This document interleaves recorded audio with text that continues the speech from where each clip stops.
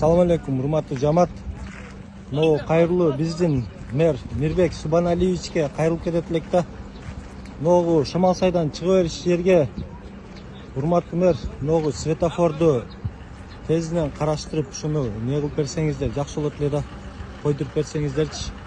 Анан дагы Шамал сай элинин атынан Мин Трансқа кайрылат элек.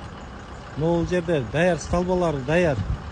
Анан жолдун дагы немеси ширинасы трамес болуп калганда, светофорду коюп берсеңиздер, жолдун дагы ушу разметкаларын туура чийип, расширять этиш керек болсо, чоңойтуш керек болсо, ошону да көзөмөлдөп койсоңуздар суранып кетет элек. Мынакей ДТП болуп турат. Бул жерде билинбеген менен аябай көп, анан тез ушундай ДТПлар болуп атат да. Анан бул немеге контролго алып карап койсоңуздар ушу жакшы болот эле, суранып кетет элек сиздерден. Шамал сайдын чыга бериш ушул Ош Бишкекке чыккан жолда мынакей даяр, столбалар даяр. Ошону тезинен карап берсеңиздер суранып кетет элек.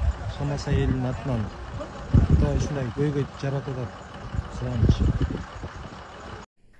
40 жаштагы жаран 9 жашар кызга ыплас аракеттерди жасоого айыпталууда. Сокулук районунун 40 жаштагы тургуну мас абалында кошунасынын 9 жашар кызына ыплас аракеттерди жасоого айыпталууда. Бул тууралуу маалыматты репортер KGG Чүй облустук ички иштер башкармалыгынан арастады. Окуя 12-апрелде болгон. Шектүү секелек кызды алдап үйүнө чакырган. Ага кылмыш жаза кодексинин 158-беренеси менен айыпталып, шектүү камакка алынып, иш 30-апрелде сотко жиберилди. Кыздын апасынын репортер KGG билдирүүсүндө 2015-жылы туулган кызы андан кийин мектепке барбай, кайра сыркоолоп жатат. Ал күнү балдарды атама таштап, жолдошум экөөбүз бер жакка кеткенбиз. Саат 15:30 кайтып келе жатсак эле кызым ыйлаган бойдон алдыбыздан тосуп чыгып, мени атасынан бөлүп жетелеп кетти. Анан мага баарын айтып берди. Кызымды алдап, гаражга алып кирип алып, эмнелерди гана кылган эмес дейт ал. Аялдын айтымында шектүүнүн туугандары, классташтары акча сунуштап келишкен. Акчадан баш тартсам, коркутуп, бутуңду сындырып кетебиз деп айтышты. Экспертизаны дагы сатып алышкан окшойт. Азыр гинекологдун бүтүмү башкача чыгып жатат. Айылдын жарымы эли алардын туугандары болот. Сотко дагы толтура болуп келишти. Жада калса, ажырашып кеткен аял келди. Экөөнүн 2 уулу бар. Көчөдө менин уулума дагы кысым көрсөтүп, кызыма таш ыргытышкандыктан жашаган жерибизди өзгөрттүк дейт ал. Айыпталуучунун жактоочусу кыздын апасын катыштырбай кайра экспертизадан өткөрүүнү, болбосо секелекти сотко катыштырууну сунуштоду. Иш Сокулук райондук сотунда 6-июнь күнү саат 15:00 каралат. Бишкекте жаран унаасынын номерине башка өлкөнүн туусун чаптап алганбы? Кайгылуу кызматынын жообу. Урматтуу мекендештер, милициянын кайгылуу кызматы эскертет.